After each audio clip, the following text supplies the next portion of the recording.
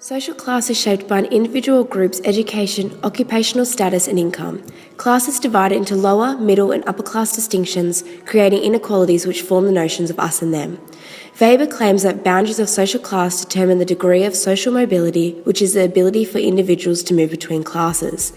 Australian researchers have examined social exclusion as a major contributing factor to social differences, with social exclusion being the barriers to social systems that includes the rights and privileges to certain social factors.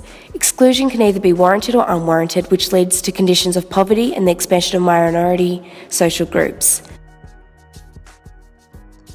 Researchers fail to recognise many factors to do with class, specifically in Sydney and the class structure in each suburb based on the settings, where measures of social class derive from family background, education, occupation, income and means of production. Based on this information, it is clear there are social class differences in terms of wealth, income, property, cultural knowledge, education, social connections and reputation between Sydney suburbs.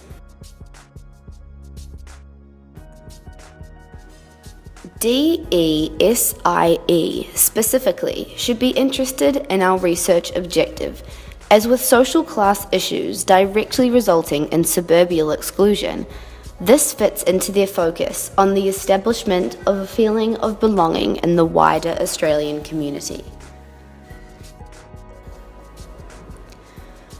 Our research team's primary concern is, within one city like Sydney, why is there such immense differences between class in various suburbs? We will look at this with specific reference to wealthy suburb Vaucluse and poorer suburb Bidwell. Through qualitative and quantitative methods, our aim is to reveal the sociological reasons beneath inequalities in social class in Sydney. The proposed research approach includes surveys and focus groups. The survey will measure wealth, education, occupation and social connections in order to gather quantitative statistics.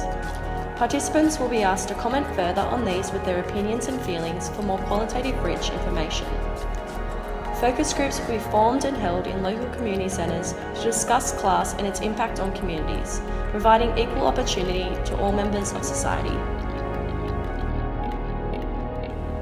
It is expected that people living in Bidwell will have lower income, less access to cultural resources, and are less satisfied with their class situation without the knowledge of how to change it, in comparison to those in Vaucluse.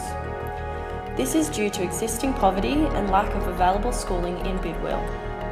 The most important outcome to be gained from this research is to solve the issue of unequal class structure within Sydney suburbs.